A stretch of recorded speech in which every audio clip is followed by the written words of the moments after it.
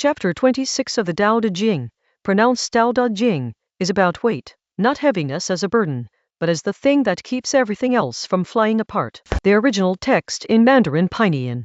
Zhòng wei Qīng zhen, jing wei zhao zhen, shi shèngrén zhòng rai xing bu lai zīzhòng, sui yu róngguān, yan shu chāorán, nei hei wan sheng jai zhu, yi shen king tiānxià, king zai shi ben, zhao zai shi jun. In English, the heavy is the root of the light, the still is the master of the restless. Therefore the sage travels all day without leaving his supply wagons. Even amid magnificent sights, he dwells at ease beyond them. How then can the Lord of 10,000 chariots treat himself as lighter than the world he rules? To be light is to lose the root.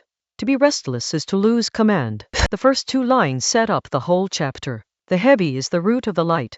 Chinese letter, Chinese letter, Chinese letter, Chinese letter. The character Chinese letter, zhōng, means both heavy and important. What moves quickly, what floats, what darts, depends on something solid beneath it. A kite needs the weight of the person holding the string. Quick decisions need a slower foundation of judgment that doesn't shift with every new circumstance. The still is the master of the restless.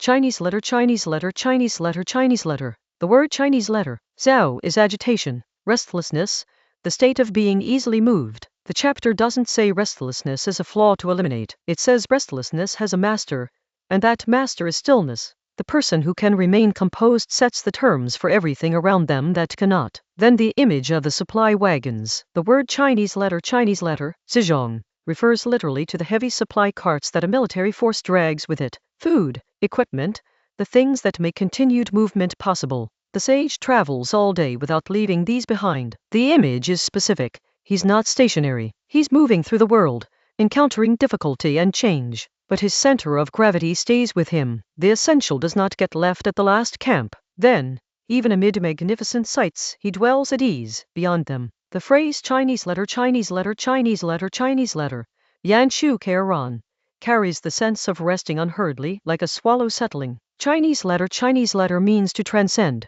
to be above being swept along. This isn't numbness. The sage can see the magnificent sight. He isn't refusing to notice beauty or spectacle. He's just not governed by it. Attraction and distraction are different things. Then the political turn, and it's sharp. How can the Lord of 10,000 chariots treat himself as lighter than the world he rules? A ruler commanding 10,000 war chariots has enormous power. And Laozi's question is, how can such a person be frivolous? How can someone with that much responsibility be volatile, impulsive, easily flattered, easily inflamed? The supply wagons are still essential even when you are powerful, especially when you are powerful. The chapter closes with two plain statements. To be light is to lose the root. Chinese letter, shi ben. To be restless is to lose command. Chinese letter, shi jun. These are consequences, not warnings. Volatility costs you the foundation. Acting from agitation rather than stillness costs you command over yourself and over what you're responsible for. What's notable about this chapter is where it's aimed. It isn't addressed to people in crisis or struggle.